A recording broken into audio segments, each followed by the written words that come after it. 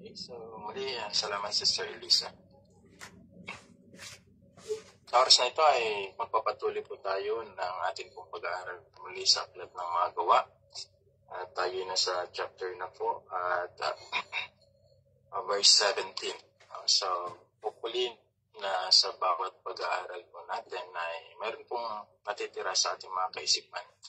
And we will continue to review yung mga bagay na dapat din po nating balikan sa pag-aaral po natin sa aklat ng gawa.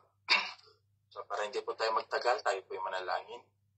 Minsan po, Diyos, lubusan kaming nagpapasalamat sa patuloy po ninyong kabutihan sa aming pong buhay. Sa kabila, Panginoon, na marami po kami mga pagkukulang. Kayo ang Diyos na nakakaalam, Panginoon, at nakakasaliksik sa aming mga puso at isipan.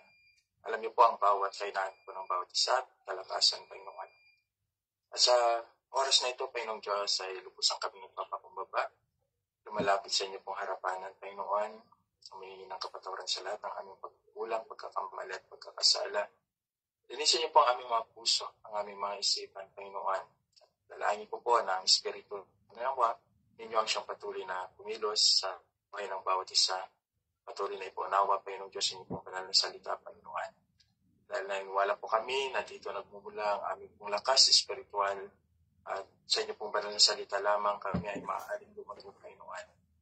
Sa inyo po ang aming pong puso, Panginoon, at dalangin po rin po Diyos na patuloy ka namin maranasan sa bawat araw ng aming mga buhay. At sa bawat natututunan po namin sa mga Bible studies, Lord, I pray na ito po rin ay ibahagi po namin sa iba. Dahil dito nyo kami tinawag po Diyos. At sa oras na ito, Panginoon, dalangin po na kayo lamang po ang siyang patuloy na may taas sa bawat pag-aaral po namin. Patuloy na maluwalhati ang Panginoong Jesucristo at yung banal na Espiritu ang siyang patuloy na magturo po sa amin. Ang banal na kasulatan ang patuloy na bumabay sa amin, Panginoong Diyos, upang malalaman po namin ang katotohanan na nagmumula sa inyo. Maraming salamat po. Ang karunungan mula sa langit, ang siyang aming pong hinihingi. Dahil kayo ay Diyos na soberano, tapat sa inyo pong mga pangako, at kahit kailan na hindi po nagkukulang. At sa oras na ito, Panginoon, mag-ari ka hanggang sa matapos ang aming pong gawain at pag-aaral na ito. Ito pong aming samadalangin sa pangalan ng Jesus. Amen. Sa aklat ng gawa, nakita po natin sa ating pong pagpapanimula talaga na isa sa pinakamaganda at magandang bagay na mapag-aaralan po natin dito ay kung paano na ibahagi ang magandang ebanghelyo sa lahat, sa pangkalahatan sa buong mundo. Dito po kasi nagsimula at namayagpag ang pagtuturo ng mga apostol. Kaya nga po sinabi po natin na ang aklat ng Acts ay gawa. Ito ay aklat ng mga gawa ng mga apostol. So sa ating pong pagpapatuloy, darako na po tayo kaagad sa aklat po ng gawa, chapter 4, verse 17. Sinabi po dito, upang wag nang kumalat pa ang balita tungkol dito, pagsabihan na lamang natin sila na wag nang magsalita kanino man sa pangalan ni Jesus. Kaya't muli nilang ipinatawag sina Pedro at pinagsabihan, wag nang magsalita o magturo pang muli sa pangalan ni Jesus. So ito yung mga sinabi ng mga punong pare sa panahon po na ito at ganun din po ang mga kanilang mga taga-suporta. So maliwanag dito yung tinatawag po natin isang malinaw na paghadlang sa pagpapalaganap ng mabuting balita ang hangarin po ng mga Hudyong ito. Naniniwala pa rin sa mga Torah sa panahong iyan. Naniniwala pa rin po sila doon sa pagdating ng isang Mesias, which is they are not believing to our Lord Jesus Christ na siya na talaga. So dito makikita rin po natin yung isang bagay na dapat po rin natin makita sa ating mga sarili na napakahalaga talaga na sa panahon na ganito ang magiging sitwasyon po natin, sana magkaroon din po tayo ng puso katulad nila Pedro at Juan.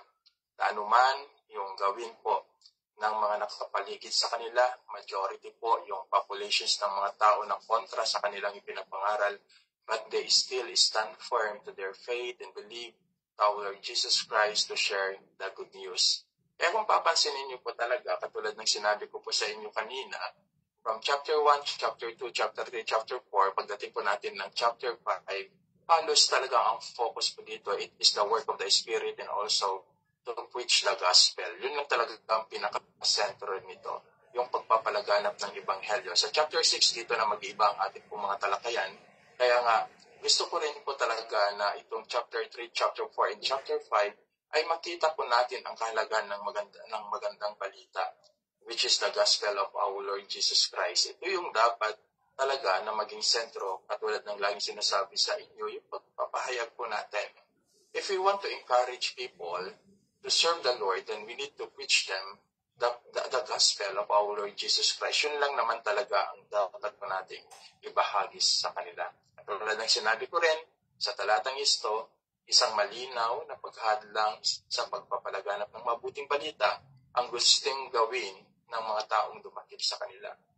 So all members of the body of Jesus Christ, tandaan po natin, are responsible and obligated to share the word of God in all season. So lahat ng lingkod ng Diyos, hindi lamang po yung pastor, hindi lamang po yung nakapag-aral, hindi lamang leaders inside the church, but everyone who being part to the body of Christ, lahat po tayo, okay, ay talagang inuutusan, inaatasan ng Panginoong Jesucristo, ng Panginoong Diyos, that we have a responsibility and obligations to share the gospel to all people. At yan sana yung maging damdamin po natin, yung makapagbahagi ng mabuting balita. I just want to quote in the book of 2 Timothy chapter 4 verse 2 na sinabi po, ipangaral mo ang salita ng Diyos, pagsikapan mong gawin diyan, napapanahon man o hindi. Imukin mo at pagsabihan ang mga tao at palakasin ang kanilang loob sa pamamagitan ng matyagang pagtuturo. Take note yung salitang huli na binanggit na Apostle Pablo kay Timothy na sabi na dapat tayo bilang mga Kristiyano, dapat tayo po ay magkaroon ng puso na matyaga sa pagtuturo. Pag sinabi nating matyagang pagtuturo, may tatlong bagay na lagi po nating tandaan. Una, maglaan ng sapat na oras sa pag-aaral. Sina Pedro at Juan, kahit na kung titignan po ninyo, even in the book of Talaga, they are searching the scripture in Old Testament time.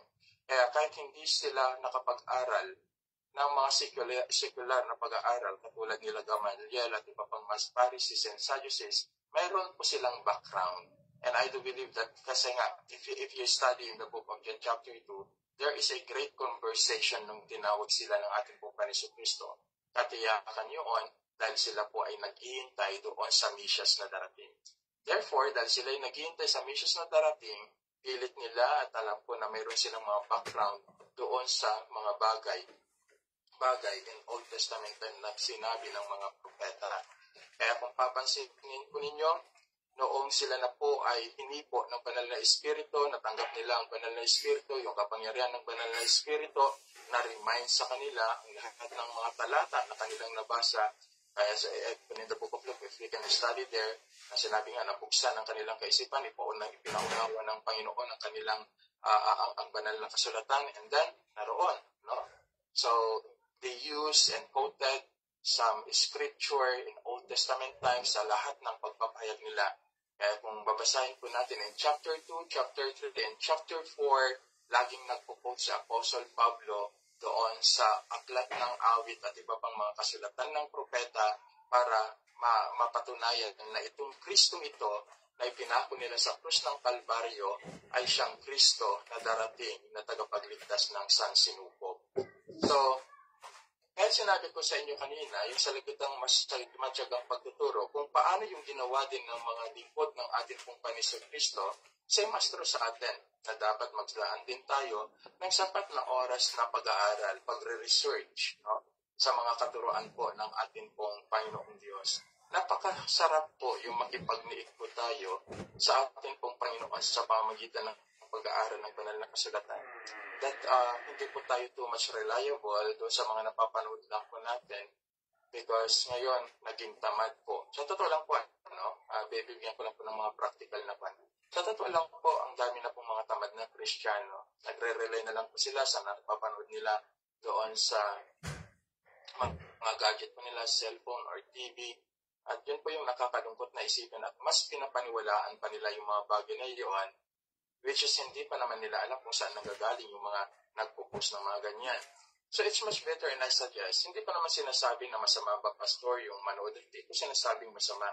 Pero if you consume much time to watch those things, okay, and then hindi mo na pagbibigyan ng panahon ng pag-aaral ng salita ng Diyos, malaking talaga ang problema mo bilang isang Kristiyano. As being a servant of God, we need, okay, na maglaan ng sapat na oras sa pag-aaral. Pangalawa, maglaan ng sapat na oras sa pagngangaral. Okay, sa pangangaral. So, of course, kailangan din natin maglaan ng sapat na oras sa pangangaral po natin sa ibang tao dahil tinanggap po natin ang kaligtasan freely. So, dapat sa pagpapayag natin ng kaligtasan na yan, yung gospel na yan, ay dapat well-train po yung mind and heart po natin at tayo nakapag-aral tayo na inaaral po natin talaga how to share it, kung ano yung mga conversation na nangyari sa Bible, and then dito makikita rin po natin na dapat may oras din tayong mangaral o magturo. Hindi naman natin kailangan na tawag doon general na katulad itong nangyayari dito sa Book of Acts. Okay? Dahil kung makikita ninyo talaga, great conversations and revival ang nangyayari talaga dito. So, pwede rin yung one-on-one, okay? one or two. So, pwede rin yung marami kung sakaling may mga pagkakataon. Ang mahalaga, may oras tayong inalalaan para sa Panginoon to share His gospel. Ang mahalaga, may oras tayong inalalaan sa Panginoon to read His word para lalo tayong maging matatag. At ang pangatlo, maglaan ng sapat na oras para sa pagsama-sama. So, hopefully that we need to understand na napakahalaga rin yung fellowship na lagi ko rin binabanggit sa inyo. Sa lahat ng mga leaders and members inside the church, dapat may mga panahon po tayo. Daragdag ko na rin po dito yung maglaan ng sapat na oras sa pananalangin, katulad ng ginagawa rin po ng mga apostol. Kaya kung papansin niyo yan, go back and read chapter 1 hanggang chapter 5. Grabe yung panahon nila at pagbubul nila ng sapat na oras. Okay? Para sila po'y manalangin sa Panginoon. So therefore, dito sa aklat po ng Timoteo and in chapter 17, kung gusto natin mangaral na gusto na hindi pumahadlangan ng mga tao, dapat mayroon tayong paninindigan at alam din po natin yung ating mga sinasabi, no, sa ating pong pangangaral. So hopefully that every one of us ay maging matyaga po tayo sa pagtuturo at pag-aaral din po ng salita po ng Panginoon. Hindi lamang po sa labi, kundi talagang sa gawa. And then verse 19, sabi dito, subalit sumagot si Pedro at Juan, kayo na ang humatol. Okay. Again, gospel po ito. Kayo na ang humatol kung alin ang tama sa paningin ng Diyos. Ang sumunod sa inyo o ang sumunod sa Diyos. So dapat makita natin ang ground kung paano gamitin ang talatang ito. Alam niyo po, hindi sa lahat ng panahon, no? So, pag sinabi po natin dito, yung sinasabi ni Apostle Pablo, ni Apostle Peter, I should say, at ni Apostle Juan, dahil sila nga po ay hinahadlangan sa pagtuturo ng magandang balita, dahil sinabi niya na kayo na humatol, alin ba ang dapat namin sundin, kayo ba o ang Diyos? Alalahanin natin that Christian obey government authority. Huwag natin kakalimutan yun, ano? Sa panahon po kasi yan, talagang namamayagpag ang mga Pariseo, Sadduceo, at iba pang mga religious sect, okay? Meron silang connection sa government kahit nagagawa nila yung kanilang mga gusto. But always remember that Christians should obey government authority. That is in the book of Romans chapter 13, verse 1 to 7, and 1 Peter chapter 2, verse 13 to 17. Tandaan po natin. But, meron pong but. Okay? When government decrees na clear contrary God's word, God must obey. Exodus chapter 1, verse 15 to 17, and Daniel chapter 6, verse 4 to 10. Pansinin po ninyo, si Daniel, kahit si Shadrach, Meshach, and Abednego, naglathala ng mga patakaran at pamantayan ang hari ng Babylonia, ang hari ng Assyria, ang hari. Okay? So, makikita po natin talaga na kahit na sila yung gumawa ng mga ganoong mga batas, ngunit dahil kontra ito sa layunin ng Diyos at sa kautusan ng Panginoon, nanindigan sila. So, all Christian is called by this. Kung ang gobyerno na ay pinagbabawalan na tayo sa pangangaral ng salita ng Diyos, pero hindi pa naman nangyayari sa maraming lugar except the Muslim area, no? So, ipaglaban po natin talaga yung pangangaral ng salita po ng ating pong Panginoong Diyos. Ipaglaban po natin yung ating pananampalataya dahil kailangan masunod ang Diyos sa bagay na yan. Ngunit kung ang patakaran naman ng mga gobyerno ay hindi na naman ito nakaka-apekto sa ating pagsamba, sa ating pagpupuri, sa ating pagsunod sa Diyos, at mayroon naman tayong kalayaan, bakit ba hindi natin sila dapat sundin? At yan din po ang mga kautusan ni Apostol Pedro at ni Apostol Pablo, na katulad ng sinabi ko sa inyo sa aklat ng Roma chapter 13 verse 1 to 7, at ganoon din sa 1 Peter chapter 2 verse 13 to 17. Kaya kung habang tayo po ay naglilingkod po sa atin pong Panginoong Diyos, katulad ng sinabi ko, pwede po tayo sumunod sa mga pamantayan po ng gobyerno hanggat ito po ay hindi humahadlang sa ating paglilingkod at pagsunod at sa pangangaral po natin ng magandang balita. So, napakahalaga talaga na ang Diyos ay masunod. Because our obedience to God, ito yung nagpapatunay na mahal po natin talaga ang ating Panginoong Diyos. Hindi lamang po sa pamamagitan ng ating salita, kundi sa pamamagitan ng ating gawa. Kaya nga, sabi ng ating pong Panginoong Jesucristo talaga, na lagi ko rin binabanggit ito sa inyo doon sa aklat ng John chapter 14 verse 15, lagi sinasabi doon sa kanyang mga apostol at mga alagad at iba pang nakapakinig sa kanyang sinabi, nagsabi niya, kung mahal niyo ako, sundin niyo ang aking utos. Ganun ang naisiparating sa atin ng Diyos in terms of the rules of the government and the law of the government. Kung ang gobyerno ay gumawa ng mga pamantayan, patakaran at batas na hindi naman nakakahadlang sa gawain ng Diyos at paglilingkod natin sa Kanya, sumunod po tayo.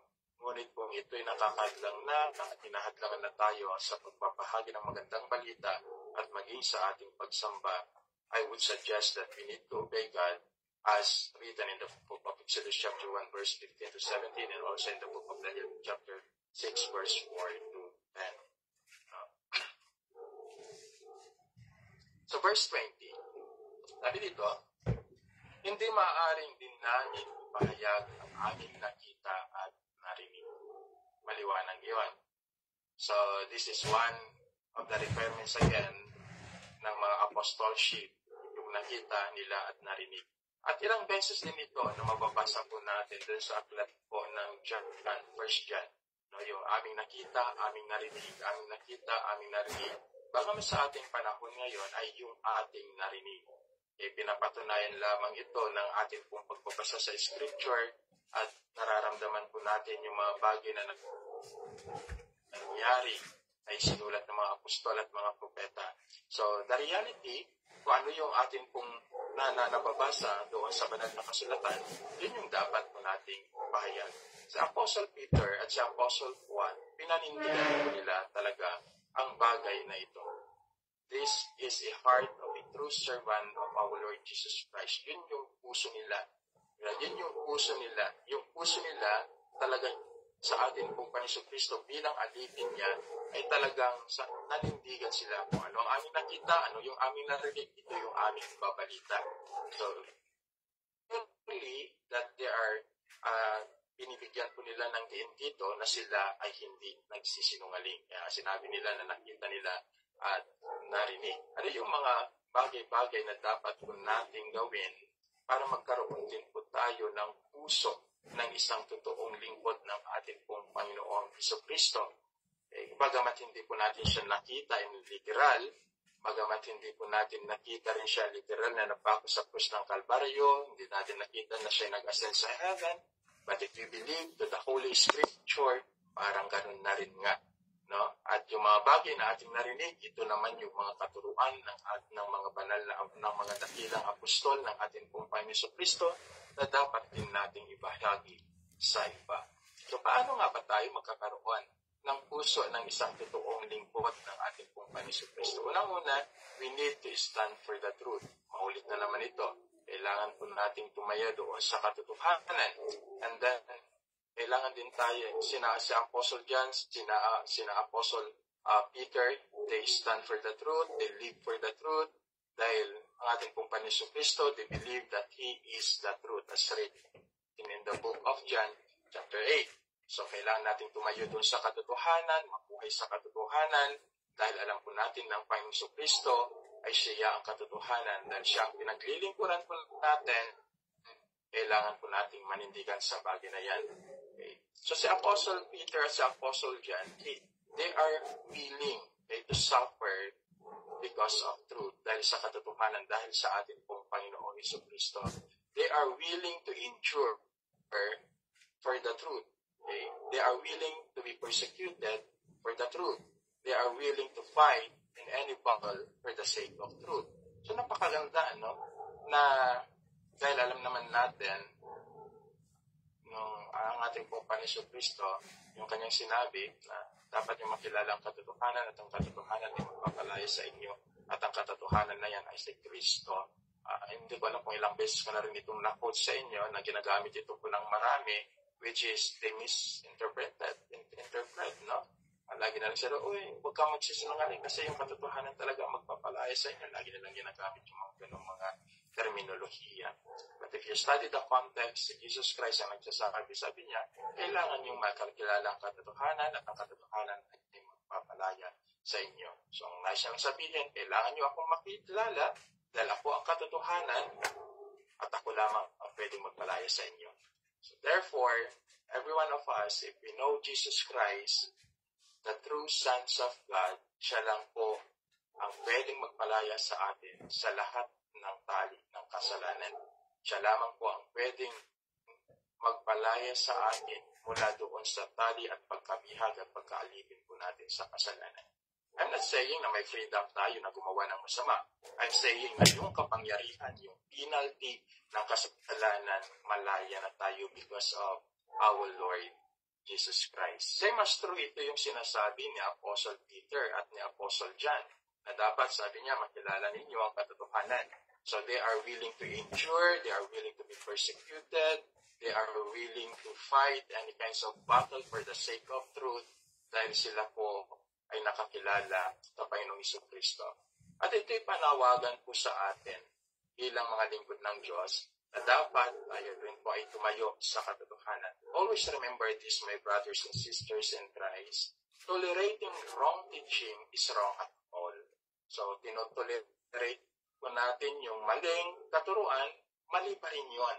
Hindi ka tumatay sa katotohanan. Okay lang yan kasi ito naman ang turo ng maraming pastor. Okay lang yan kasi napapakinggan naman, pagkakaiba naman ang view kasi ng mga pastor. Diba ganyan yung marami? They are not standing in truth actually because they cannot able to accept it. Sometimes, ito yung sinabi ko sa inyo nung unang-una na ako nagturo sa inyo, truth is always offended.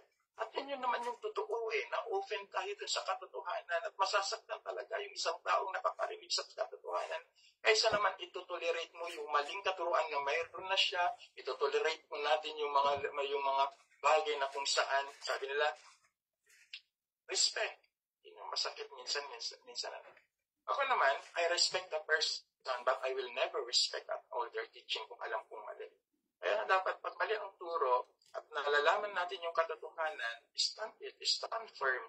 Naririto si John, naririto si Apostle Paul, naririto si Peter at ang mga apostol pa. Pinakita na po na ang ating Panginoong Kristo. Inupos na sila ng halos buong mundo sa kanilang kapanahunan. But they still stand for the truth. At dahil tumayo sila sa katotohanan, na bago po nila ang sistema ng mundo na namumuhay sa yurap ng kasalanan. Bakit tayo na mga lingkod ng Diyos? Why we are afraid? Bakit tayo natatakot ng gusto pagdating sa katotohanan na patayuan po natin? Dapat magkaroon tayo ng lagi ng courage talaga to tell you. Ulitin ko, tolerating wrong teaching is wrong. Standing in neutral in all kinds of teaching is wrong at all. So, yun din. Yung tumatayo ka na neutral, wala kang pinapanahigan na tama at mali. Mali pa rin yun. Tinabi ko na rin yan po sa inyo noon. Mali pa rin yun. Kailangan, pag tama, na sa Biblia, pinapatunayan ito, tinuturo niya, tayuan po natin. Dahil yun yung gusto ng Panginoong Kristo sa atin. If we obey Christ, always remember this, brothers and sisters. Just be thankful if people persecute you. If people will judge you, maaaring pagtawanan ka nila, pagsabihan ka pang baliw na dahil sa iyong stand for the truth. Ganyan naman ang ginawa nila sa Panginoong Kristo. Ganyan naman yung ginawa nila sa mga apostol. Diba? Sa Apostle Pablo na tao-tao doon, marami silang panghusga, pero nanatili siyang matatag sa kanyang pananampalataya because he stand for the truth. Kaya, if you are serving God just to get the applause of the world, delikado yon. Marami po kasing naglilingkod, ang gusto po nila yung pamantayan na makuha po nila yung pagdakila o di kaya appreciations ng sanlibutan. Kung totoong naglilingkod po tayo sa Panginoon Kristo katulad ng mga apostol, then ang dapat ilagay po natin sa ating mga puso, ilagay po natin sa ating mga kaisipan, ay ma-please po natin ang Diyos sa isang tao. We cannot please both. Hindi po natin pwedeng bigyang kaluguran ang parehas, ang sanlibutan o ang kalangitan, ang tao o ang Diyos. We need to choose. It's either i-please ba natin ang Panginoon that we need to stand for the truth, o ito-tolerate na lang natin yung mga turuan just for this stand to the world. So ito yung masaklap na katotohanan, ngunit dapat po nating malaman talaga. So hopefully, and I pray that God will give us also the same part ng mga apostol, most especially yung puso po ni Pablo at ni Pedro sa pangangaral ng magandang balita. And then, another dito na makikita po natin, sabi ng Apostle Pedro dito, yung salitang aming nakita at narinig, Peter and John stand firm that Jesus' teachings and living is absolutely truth. Yan yung gusto nilang iparating. Okay? Absolutely truth. Yung kanyang turo at yung kanyang pamumuhay ay katotohanan. Kaya kung papansinin ninyo, ito yung nakita nila Pedro sa ni Juan. Nakasakasama po nila ang ating Panginoon Kristo. Kung paano siya nagtuturo, yun din ang buhay niya. Diba, tama po ito sa atin, hindi po iniisip yung ating sarili. That sometimes we teach a lot of things, pero yun yung mga bagay na hindi pa natin nagkakagawa. Pero dito, talaga na makikita ninyo, si Pedro, nakita nila ito the way ng Panginoon Kristo nung nagkatawang tao siya, talagang yung paano yung turo niya, yun yung pinapakita niya. And this is a mandate to us as a sharer of the Word of God, as a preachers of the Word of God. Ito yung talagang panawagan sa atin. Na kung ano yung itinuturo po natin, dapat sana at dapat lang na maisapamuhay po natin. Dapat lang na magagawa po natin. Dapat lang na may i-apply po natin. So yun po sana yung dapat po natin gawin. Hindi ko po sinasabi dito na preach what you practice. Ang sinasabi ko dito, practice what you preach. Magkaiba po yun. Kasi pag ang pre-preach mo lang ay yung na-practice mo na, nagiging limited ka. Pero sana naman, pag tayo pinangangaral ng kabanalan, kabaitan, unity inside the church, pagsuporta sa mga lingkod ng Diyos at marami pang mga iba, tayo yung unang gumagawa. Ini-apply po natin. Yung bang, after we say, ginagawa po natin yung the best po natin, yung mga bagay na yan, para may apply po natin, maipakita naman po natin, to become effective preachers of the Word of God, ay yung nakikita po na talaga nila, yung salita po natin, na ginagawa po natin. Yun yung pinaka-epektibo talaga. Pag sinasabi mo that every Christian must live a holy life like Jesus Christ at nakikita sa iyong kabanalan, epektibo talaga yan. At pag nakikita nila na dapat tayo magbigay sa gawain ng Diyos at nakikita nila na mapagbigay ka, epektibo yan. Napakagandang ituturo mo rin sa loob ng iglesia. At pag yung mga bagay pa, at marami pang iba na maaari natin ituro at ginagawa po natin, nagiging epektibo po ito. Dahil kahit kailan, wala pong maniniwala po sa atin kahit na anong uri ng pagtuturo po natin if we are not applying it to our life. Kaya nga, yun yung masaklap at masakit talaga bilang tagapangaral din ng salita ng Diyos na maraming ganitong mga tao. At ako, kahit minsan din nagkakamali, may mga pagkukulang, but I'm doing my best. At sana ganun din po tayo. Katulad po ni Pedro, katulad po ni Juan at ang kanyang mga apostol. So ito ay isang panawagan po sa atin. Ito sa aklat din po ng Acts chapter 4 verse 21. Wala silang makitang paraan upang parusahan ng dalawa sapagkat ang mga tao ay nagpupuri sa Diyos dahil sa nangyari. Okay, dahil sa nangyari, kaya pinalaan nila na lamang dalawa ng lalo pang mas mahigpit at saka pinalaya. Ito ang katotohanan maging makaluma o modernong panahon na ang tao ay laging naghahanap ng dahilan para sumunod at magpuri sa Diyos. And that is true. Totoo na naman We are always looking. Naghanap naman tayo talaga ng mga dahilan talaga kung paano tayo magpuri sa Diyos. Ang laging kulang na lang sa atin minsan ay ang pagkukulang na sumunod sa at maglingkod sa Panginoong Diyos na walang inaasahang kapalit. Although there is, lagi naman, yung walang hanggang buhay, yan na lang talaga ang bunga ng ating pong paglilingkod sa Kanya. Yun yung pinakamagandang biyaya ng ating pong Panginoong Jesucristo. Pero marami kasi talaga ang naglilingkod sa ating Panginoong Diyos. They are looking material things sa kanilang paglilingkod, kapalit ng kanilang paglilingkod, kapalit ng kanilang pangangaral, kapalit ng kanilang kung ano pa mga programa ng kanilang ginagawa. Ako masaya na basta ang paglilingkod natin sa ating pong Panginoong Diyos, nakakatulong tayo sa iglesia, na i-establish yung kanyang gawain, nakapagturo po tayo doon sa right teaching. Yun yung pinakamaganda talaga, na hindi natin hinahanap yung sobrang yaman o magpayaman, for the sake of the word, for our own sake. No? So yun yung mahirap po doon. At matatakil na naman po natin. So ang daming mga false teachers, false pastor, false preachers today, sila na po ay saklaw po ng supremacy grace. Ituturo ko po minsan sa inyo yung supremacy grace, ano po yung stand po nila. Saklaw na rin po sila, niyakap na lang po nila yung prosperity gospel. So nakakalipot pong isipin. Hindi naman po masama talaga magbigay sa gawain ng Panginoon dahil yan naman talaga ang kailangan. Yan naman talaga ang kailangan. Pero lagi nating tandaan, pag-aaralan po natin yan doon sa aklat po ng Acts chapter 5. Hindi po alam kung makakarating po tayo ngayon doon. Pag-aaralan po natin yan. Kung paano pa talaga magbigay ng nararapat para sa gawain po ng ating po Panginoong Diyos. At paano rin po tayo tumulong sa kanyang iglesia at sa kanyang mga lingkod. So sa verse 22, sabi ito, ang lalaking pinagaling ay mahigit ng 40 taong gulang. So, bakit? Sapat na gulang para sa mga Hudyo na pwede na siyang tanungin sa mga bagay without the consent of their parent.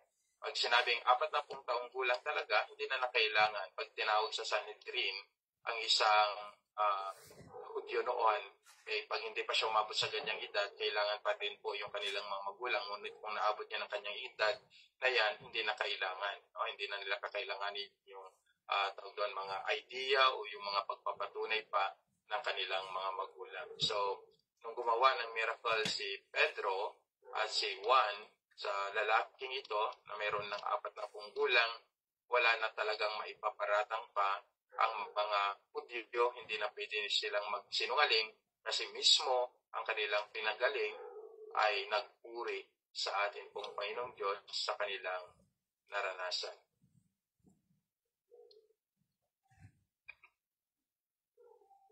Hindi ko na babasahin ang 23 to 25. So sa 26, sabi ito, naghanda para sa digmaan ng mga hari sa lupa at nagtipon ang mga pinuno laban sa Panginoon at sa kanyang hinirang. Ito ay fulfilled prophecy taken in the book of Psalms chapter 2 verse 1 and 2. Ito ay tumutukoy mismo kung Panginoong Jesucristo at sa kanilang mga lingkod na nagpapalaganap ng mabuting balita. Kaya kung papansinin mo talaga, mahirap maunawaan ang mga prophetical book kung hindi mo ipukunik sa bagong tipan. Kaya lagi kong sinasuggest sa mga nagpapasalagi po ng Bible, basahin mo na nila yung John, then the whole chapters in the New Testament hanggang the book of Jude, saka sila magbabasa doon sa book of Genesis. Okay? Para maunawaan nila yung mga bagay-bagay, yung mga propesiya na naganap na doon sa bagong tipan. Kaya katulad nito, hindi natin malalaman na ito'y fulfilled prophecy pala in the book of Psalms chapter 2 verse 1 and 2 na ito'y tumutukoy pala sa kanyang mga apostol. Diba? Kaya napakaganda talaga na mag-aral din ng salita ng Panginoong Diyos, and then we will connect all verses katulad ng sinabi ko sa inyo noon na ang Biblia ay meron siya ng sariling paliwanag. Hindi na po natin kailangan itong lutuin. Kaya ang dami kong naririnig po ng mga nangangaral, sabi na, ang salita ng Diyos parang kanyan, menu. Kailangan din natin bigyan ng ganda, bigyan din ng seasoning para maganda sa pakinig daw. So parang lulutuin na maganda. Hindi po. Ang salita po ng Diyos, kompleto na po yan. Ang kailangan na lang po natin ay ilatag. Kailangan na lamang po natin ibahagi sa kanila. Kailangan na lamang po natin ipakain sa kanila yung salita ng Panginoong Diyos. Hindi na po natin kailangan dagdagan at bawasan. Kasi pag gano'n ang ginawa po natin, exegesis na po yun. Yung paglalagay ng idea po natin doon sa scripture. Pero kung ito'y dinidig po natin and then we are taking, kinukuha lang po natin yung kanyang naisip parating sa atin, exegesis po yun. Ibig sabihin, wala po tayong ipapangaral kundi ang salita po ng Panginoong Diyos. So dito, Psalm chapter 2, verse 1 and 2, fulfilled prophecy po yan, itong verse 26. So dito sa verse 27 hanggang 30, nais ko pong basahin sa inyo, ganito pong pagkakasabi. Nagkakatipon nga sa lungsod na ito sina Herodes at Poncio Pilato kasama ang mga hintel at ang buong Israel laban sa inyong banal na lingkod na si Jesus, ang inyong hinira. 28, nagkakatipon sila upang isagawa ang lahat ng bagay sa inyong itinakda noong pamanguna, ayon sa inyong kapangyarihan at kalooban. At ngayon, Panginoon, tingnan ninyo, pinagbabantaan nila kami. Bigyan ninyo kami ng katapangan ang inyong mga alipin upang ipangaral ang inyong salita. Gusto ko kung bigyan din ng din itong verse 28 and 29. Sabi niya, hinahadlangan nila, pero dito sa 29, sabi mismo, pinalangin na, bigyan ninyo ng katapangan ang inyong mga alipin upang ipangaral ang inyong salita. Ito po sana yung prayers ko natin. Ito yung prayers natin that God will give us a bold heart to preach the truth, to preach the gospel of our Lord Jesus Christ. Sa verse 28, ang itinakda ng Diyos sa kanyang kapangyarihan at kalooban ay di mababago, di mahadlangan, inuman, mangyayari ang kanyang mga panukala. Huwag po natin kakalimutan yan. So, itinakda ng Diyos na si Kristo mapako sa krus ng Kalbaryo, upang bayaran ng ating mga kasalanan, upang bayaran at tubusin tayo at maranasan po natin ang kanyang biyaya at nakatakda rin ang mga apostol na mangaral ng kanyang mga salita. At tayo, na kanyang tinawag, hinirang at pinili, ay nakatakda rin na magbahagi ng mabuting balita sa lahat ng mga tao na naabot po natin. May mga apat na bagay na lagi nating tandaan when we talk about yung nating appointed time or yung plan ng ating pong Panginoon Kristo sa pamagitan ng kanyang kalooban. Itinakdan niya noong una pa man ayon sa kanyang kapangyarihan at kalooban. Una, ang kamatayan ng Panginoong Kristo at may pagkabuhay, nakatakda po yan. If we study the Holy Scripture. Pangalawa, ang pagtatak ng Espiritu sa kanyang mga sinira, nakatakda po yan sa lahat ng panahon. Pangatlo, ang muling pagbabalik ng Panginoong Kristo bilang upong, hindi na bilang tagapagligtas, nakatakda po yan pero hindi po natin alam. Pang-apat, ang malaking kapighatian na darating sa buong sansibukan. Ito yung pinaniniwalaan natin rapture. Isa po sa talakayan po namin sa discipleship program po namin, tinuturo ko na po ang impyerno, kaya saklaw po nito ang tinatawag nilang eschatology. Pero na-enjoy naman po nila. Sabi nila parang nawawasak ang isip namin, pastor. Nagugulan daw sila. Pero sabi ko, the more that you will study the Word of God, especially rapture, the intermediate state, yan, napakaliwanag yan. Pag naunawaan nyo na yan, hindi na kayo maliligaw. Kasi sabi ko nga sa kanila, napakahalaga na maunawaan ninyo ang lahat ng views bago natin makita yung pinaka-view mismo at turo ng Banal na Kasulatan. Because eschatology is only a minor doctrines. Tandaan po natin yan. Hindi po natin kailangan ito bigyan ng masyadong away, hindi o diin. Pero ang mahalaga po dyan, kahit paano may stand po tayo biblically regarding the second coming of our Lord Jesus Christ. Napakalaga po yan. Katulad ng sinabi ko ulit po sa inyo that we need to study, okay, yung pagdating po ng Panginoon Kristo, yung event of His coming. May dalawang part kasi ng pagdating Panginoon Kristo, yung unang kanyang pagdating dito sa lupa at ang pangalawang pagdating niya doon sa kalangitan. Okay? Sa kalangitan muna bago dito sa lupa. Yung pagdating niya dito sa lupa, yan po yung millennial reign. Yung pagdating niya po doon sa langit, yan po yung rapture, makalawa. And hopefully, one time, may summary ko po yan at may turo din sa inyo kahit paano. At magkaroon kayo ng different view regarding the second coming of our Lord Jesus Christ. Kasi ang dami pong naputol, lalong-lalo pa yung panahon ng pandemya, okay, kung ano-anong pinaniniwala nila hanggang ngayon. Why? Because they don't really understand the doctrines of eschatology. Mahirap lang kasi yung haba-haba lang o ng luwag. At tapos, hindi naman yun yung mga kabuang kwento ng Biblia. So, we need a full reference to the scripture before we really understand the doctrines of eschatology. Dapat makunik mo na makunik ito na maayos. So, verse 29 sabi niya, bigyan ninyo ng katapangan ang inyong mga alipin upang ipangaral ang inyong salita o magandang balita. So, this is a prayer. Yung salita dito, yung katapangan, from a Greek word, tarsus, nang ibig sabihin, boldness, this must be our prayer, boldness, courage, to share and to preach the truth.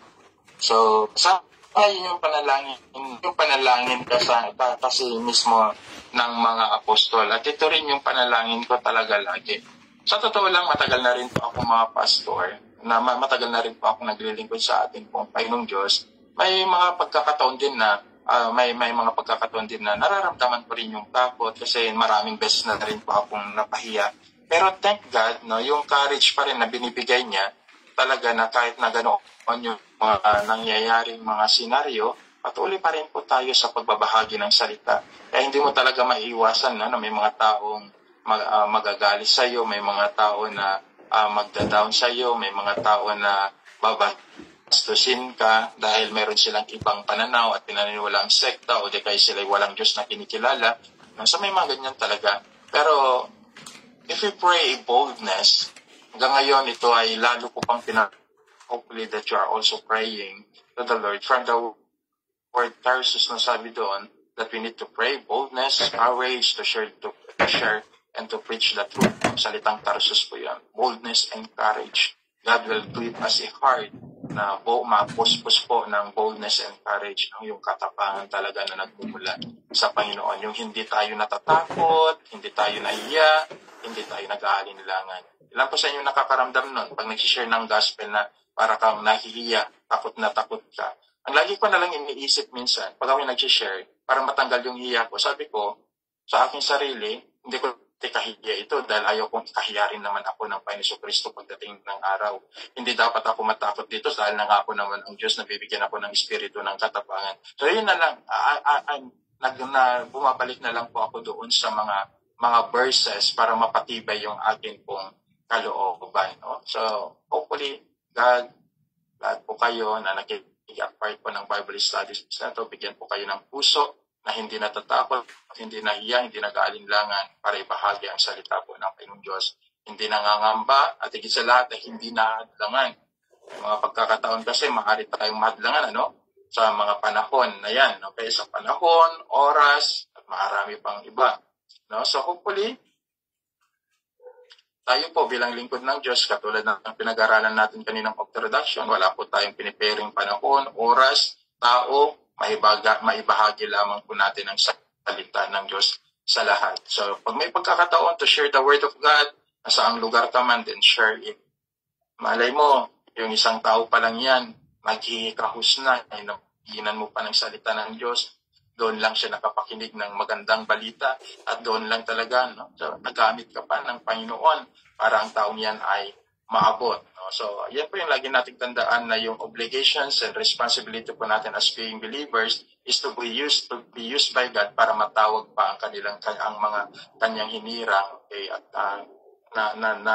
kanyang hinirang at mga taong kanyang iniligtas. So, that is our obligation to share the word of the Lord na magkaroon din tayo ng parte sa gawain yan sa pagbabahagi ng magandang balita. Verse 31, pagkatapos nilang manalangin, nayanig ang kanilang pinagtitipunan, silang lahat ay napuspas ng Espiritu Santo at buong tapang na nangaral ng salita ng Diyos. Ito na yung halos lahat na po sila doon. So nanalangin sila sa Panginoon, binigyan sila ng courage, binigyan sila ng boldness, and then the Holy Spirit ay pinuspos sila, and they are filled with the Holy Spirit and they preach the gospel of God. Isa rin po ito sa evidence, except yung evidence that you are filled with the Holy Spirit is the fruit of the Holy Spirit. Another evidence that you are filled with the Holy Spirit is the boldness to preach and share the word of God. Another po yan, na isang pamantayan din po yan talaga ng Banal na Spirit, na tayo puspos talaga, yung talagang full of courageous tayo and boldness na sa pagkapangangaral natin ng salita ng Diyos, na buong tapang po natin itong ibinabahagi sa kanila. Ang sarap pong basahin po dito na sabi doon, nagkakaisa ang damdamin, isipan ng lahat ng mananampalataya. They are united. Okay? Sabi pa dito, at itinuring ninuman ng sarili niyang ari-arian, kundi para sa lahat. Bago po natin puntahan yan, it is common naman yan, no? So, pansinin po natin yung sa verse 32, nagkakaisa sa damdamin, isipan, at ng bawat mananampalataya. Ang church, ang paglago talaga ng totoong iglesia, at magsisimula lamang yan pag ang lahat ng leaders, pag lahat ng kongregasyon, at lahat ng namumuno at membro ng iglesia ay nagkaroon na sila ng pagkakaisa. Sa vision, mission, sa damdamin, sa kaisipan, sa gawain, sa pangarap, when they are united together in that one purpose, the church will grow. Kung bakit ang iglesia hindi po lumalago, yan yung kadahilanan talaga na lagi ko rin sinasabi sa church kung bakit hindi tayo masyadong lumalago, because hindi pa talaga totally united ang kaisipan natin sa iisang layunin. Okay? Sa iisang layunin para sa gawain ng Diyos. Kaya nga napakalaga talaga ang church na may missions and visions talaga. Balikan ko lang konti. Dahil pupunta na po tayo sa giving yan. So napakahalaga po talaga yon, that we are united in that one purposes. Pansinin ninyo, kaya nga po magalo ang Corinthians, magpipinto lang po ako konti. Magulo po ang Corinthian church, pinag-aralan po natin yan. Kahit na sila po ay gifted church, secular and spiritual, ang dami po nalang mga pan. The only problem is of this church, they are not united. Wala silang isang layunin, wala silang isang pangitain, wala silang isang misyon, wala silang isang adhikain, wala silang isang damdamin, wala silang isang kaisipan. So, yan yung nangyari. They are divided. Kaya kung papansinin po natin talaga dito, sana ang iglesia po natin, magawa natin ganoon na sistema. Mahirap man, pero ang tanging na lang talaga natin asahan dito is to pray it and to be part of that visions of the church. Dahil mahalaga po yan. Dahil nasaklaw po natin yan, kaya po sinabi sa inyo. So, another sign of the Holy Spirit that we really filled with the Holy Spirit, it is meron po tayong boldness and courage to share the Word of God sa mangda po tayo napupunta.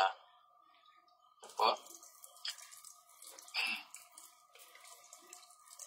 Lagi rin po natin tandaan that all things is common, lalo na sa pagbibigay. Kaya papansinin nyo rin po dito, sabi po dito, itinuring ninuman na sarili niya ang kanyang mga arera, kundi para sa lahat. At hindi itinuring ninuman ng sarili niya ang kanyang arera, kundi para sa lahat. Ito yung sharing, ito yung talagang great example in giving talaga sa panahon po ng Acts.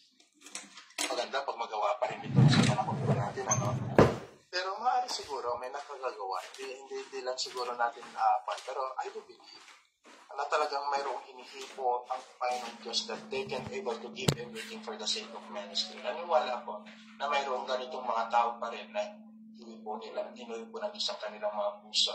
I remember one story when I meet one pastors, okay, that is a doctor. Iniwan niya yung ang kanyang mga ari-arian. He is living in Mandaluyong. Nakalimutan ko yung pangalan. Lahat ng kanyang ari-arian, pinagbinta niya, pumunta po sa Kalinga, kawat ng muhe, pinagsimple tulungan. Tingnan niyo. So, mayroon talaga. Okay? Mayroon lang talaga. Just for the sake to share the word of God and take care of those people, those hated people. Tingnan niyo, may magatagan pa rin tao talaga na kanilang puso ay maglingkod at mangaral ng salita po ng ating pong Panginoon. Sa panahon ito, ilan po kayo sa atin ang gagawin pa rin ang puso at ang gamit para sa paglingkod sa ating pong Panginoon. Dahil mahalaga ang puso natin sa pagbibigay para sa gawain ng ating pong Panginoon. Ganito pa rin ba yung ating puso sa pangangaral ng salita ng ating pong Panginoon? And hopefully that ay pinapanalangin ko talaga na hindi lang ako, kundi lahat ng mga Kristiyano, ganito yung kanilang magiging puso sa isang tunay na paglilingkod sa ating pong Panginoon. Sila nagkakaisa sa pagbabahagi ng salita po ng Panginoong Diyos at ganoon din sa pagtulong sa gawain ng ating pong Panginoon. All things in common, if you study going back to chapter 44, verse 46, and verse 32, believers understood that all they had belonged to God. So yun yung pinakamaganda na laging kaisipan pala ng totoong mananampalataya. Na lahat ng bagay kapupuyan sa ating Panginoon. And therefore, when brothers and sisters had indeed those who could meet it were obligated to do so, that is James chapter 2, verse 15 and 16, 1 John chapter 3, verse 7, then the method was give the money to the apostle who should distribute it. Okay, Acts chapter 4, verse 35 and verse 37. Mapaaral ko natin yan. Kaya napakasimple lamang Ang problema kasi ganito, marami po yung mga nagbibigay, tapos pag hindi na pagbigyan yung kanilang gusto, sasabihin nila, dami ko naman binigay yan dami ko naman share yan bakit hindi yan, etc. Tandaan po natin, pag nagbigay po tayo sa Panginoon, kahit anong halaga, malaki man yan kung malaki, sa Diyos na po yan. Wala na po tayong pakialam. Ang pwede na lamang po diyang manghawak at makialam ay ang mga namumuno sa loob ng iglesia. They are the one. Because they are responsible. Ang responsible po natin, halimbawa, hindi ako mananampalataya, hindi ako leaders inside the church, I am only members inside the church, okay? Hindi ako part doon sa mga leadership o matataas pang mga patungkulan, I give the money, then the money, I give it that for the Lord and for the church. Ayun, ang may obligasyon na dyan na mas malaki ang responsibilidad ay ang namumuno kung saan nila ito gagamitin. Kung gagamitin po nila ito para sa kakalawak ng Ebanghelyo, para sa iglesia, praise God. Dahil ito isang papuri at isang bagay na kaluluhuran ng ating Panginoon. Ngunit kung gagamitin lamang po nila ito sa kanilang mga pansarili, malaki pong problema yan. At yan yung pananagutan nila sa Panginoon. Ikaw na nagbigay, wala ka ng pananagutan, ngunit sila na gumawa, gumustay ng salapi, na hindi para sa kalwalhatian ng Diyos, hindi para sa pagmimindi doon sa gawain ng Panginoon, hindi sa pagpapalawak ng kanyang gawain, malaki po yun ang problema. And that obligation, it is given to those leaders inside the church, most especially, okay, to the pastors and those who are in finances, dahil siyempre sila yung nakahawak po doon sa finance. Kaya dapat maging aware tayo sa paggamit ng pera, kasi po yan ay pera ng Diyos. Kaya magagamit lamang po yan sa Ebanghelyo at pagpapalaganap ng kanyang salita, sa pagmimisyon at pag-alaga ng kanyang simbahan or local church kung saan po kayo. Okay? And then, kung papansinin nyo rin po dito, the word grace, pinanggit po dyan sa wikang English kasi, hindi na po naalala na sa King James Version. Here it means faith or twofold meaning po ang ibig sabihin po niyan. Okay? Yung salitang grace. Okay? Here it means favor or twofold meaning. Unang-una, favor from the people outside the church because of the believers' love and unity. Tingnan niyo, nakatanggap sila ng favor sa harapan po ng mga di mananampalataya outside of the church nga Bakit? Kasi sila po ay may nakikita po sa kanila yung love, nakikita po sa kanila yung unity. Okay? So, common people were impressed. That is in the book of Acts chapter 2, verse 47. So sila'y namamangha. Namamangha sila hindi lamang sa ginawa ng banal na espiritu sa kanilang mga naranasan, kundi namamangha sila dahil itong mga mananampalatayang ito nagkakaisa sila, nakikita nila yung pag-ibig, nakikita nila yung unity, diba? Kasi mas true. Kaya nga ang church, pag lumalaki po yan at puspos pa rin po siya ng pagmamahal at tawag doon, pagkakaisa, naniniwala ko na mismo ang mga kahit di mananampalataya, magkakaroon sila ng interest and then magkakaroon sila ng expression na, buti pa sila, no? Mararamdaman nila yun. So, pero kung ang church ay disunited, hindi sila nagkakaisa, magulo, malabo, paano lalago ang church? Kahit na ilang tao ang pupunta po dyan, tapos yung ang nararamdaman nila, bago siya, invite tayo ng invite, hindi naman na nakikita yung love and unity, paano sila mananatili? Pero dito makikita po natin talaga, naka-receive sila ng favor from people because they feel, they experience, they see about love and unity to this believer in the New Testament time sa panahon po ng mga apostol. So, ganun din sana, no? Na sa atin, lalo na pag may mga bago, pag naka-invite po kayo, halimbawa may mga bago nang dumating sa inyo pong mga iglesia, maramdaman sana nila yung love, maramdaman sana nila yung unity. Problema kasi po, sa loob ng iglesia, ito yung truth and reality. Imbis na pag may problema, sinusolve po nila sa loob ng iglesia, nandadamay pa sila ng iba, pinikwento pa nila sa iba. Kaya hindi lumalago ang church dahil imbis na maging matatag, kaya binibigyan nila ng weaknesses na dahilan kung bakit hindi sumasamba o ayaw na magpatuloy ang iba pang mga mananampalataya sa loob ng iglesia niyan. So, if we stand in the truth, my brothers and sisters in Christ, then let us show our love and unity inside the church. Tayo po ay naninindigan na nasa katotohanan po tayo. Dapat nakita po nila yung pagmamahal po natin at pagkakaisa. Bilang isang kapatid.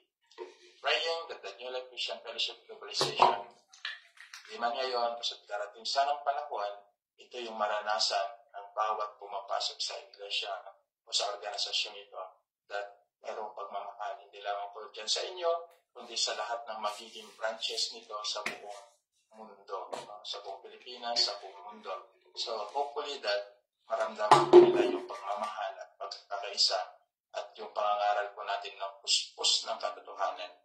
Next, favor from God who was granting blessing, who gave them the spirit of life. Nakatanggap na po sila ng favor, nakita ng mga tao, at ang pinakamaganda po dito, it is a favor from God, the God whom deserve. Ang Panginoong Kristo, nakatanggap po sila ng biyaya, pagpapalang pang walang hanggan. Pagpapala, natanggap po nila dito yung Espiritu Santo, natanggap pa po nila ang grants for eternal life.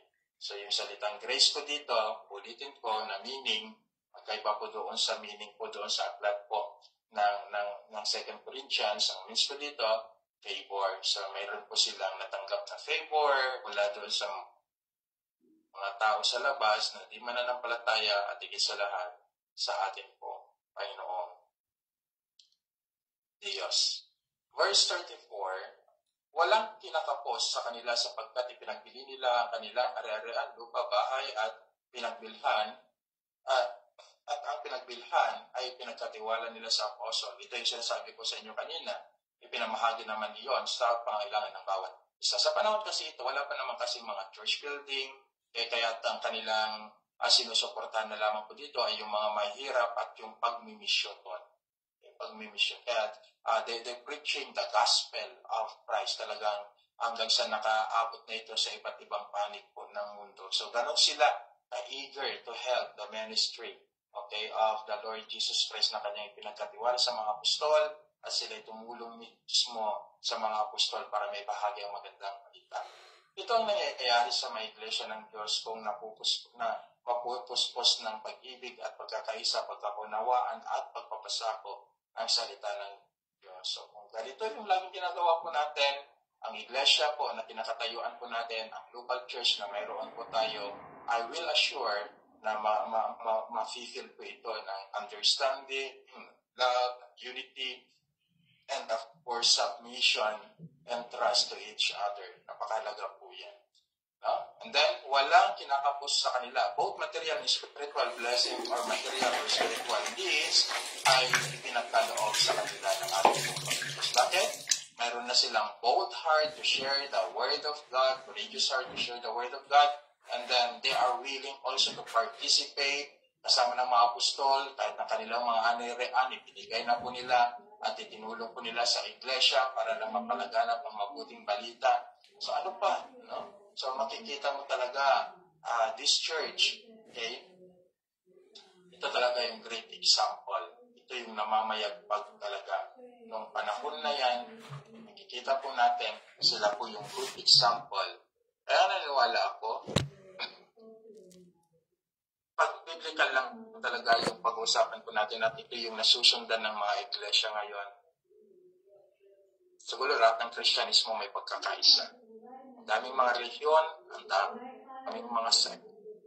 Because they put opinion doon sa banal na kasulatan. Pero kung ito yung mararanasan ng marami, mararanasan po nila ang isang totoong pagmamahal ng Diyos sa pamamagitan po natin. Kaya nga doon sa aklat po, if we connected this particular chapters in the book of 1 John, makikita ninyo kung gaano kahalaga ang pagmamahal, kung gaano kahalaga ang pagkakaisa ng mga mananampalataya sa loob ng iglesia.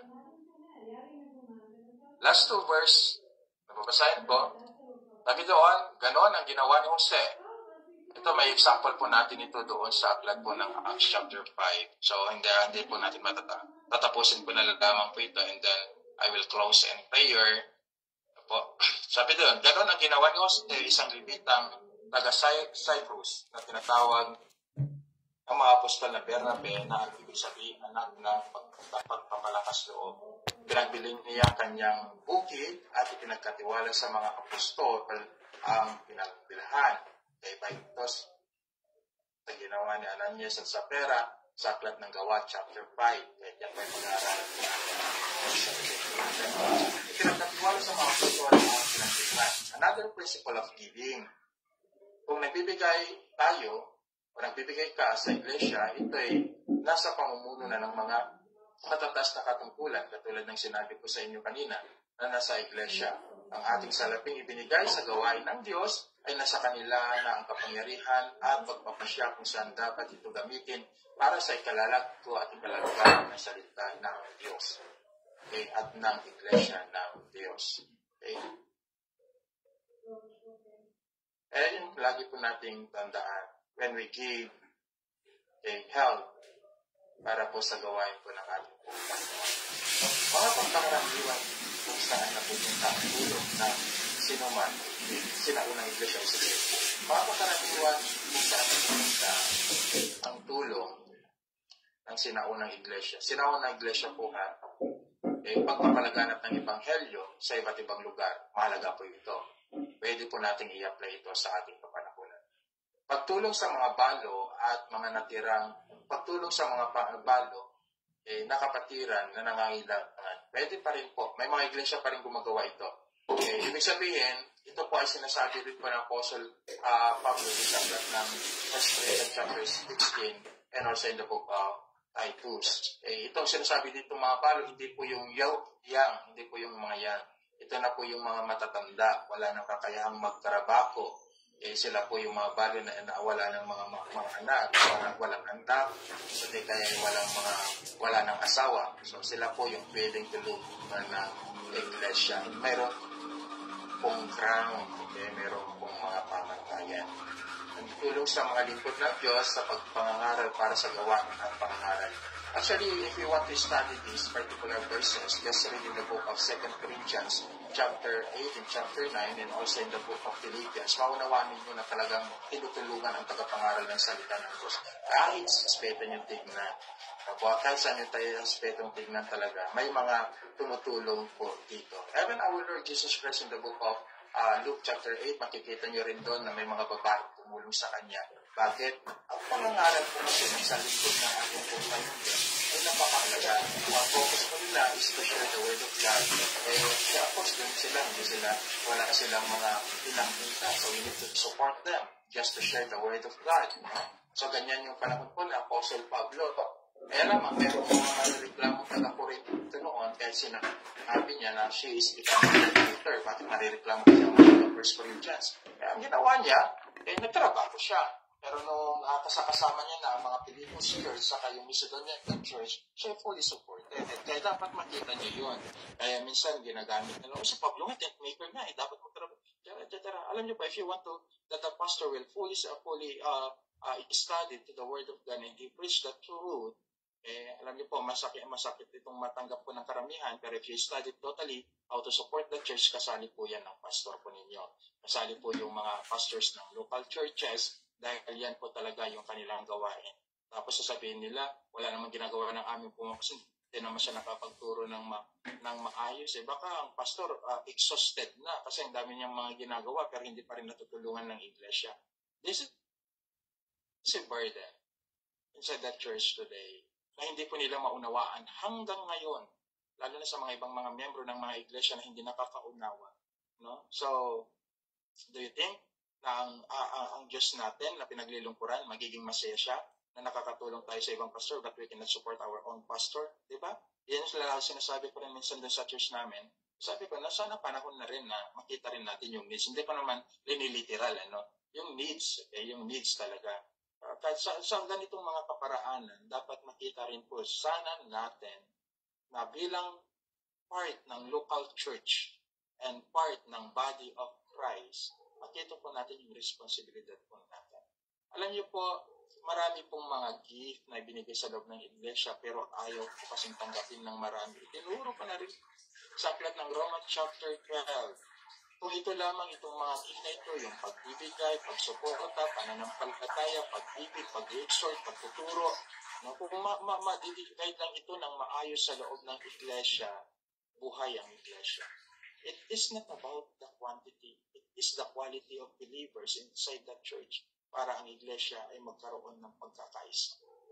Hindi magkakaroon po ng malaking problema ang iglesia kung lahat po sila ay magsama-sama po sa bigatin.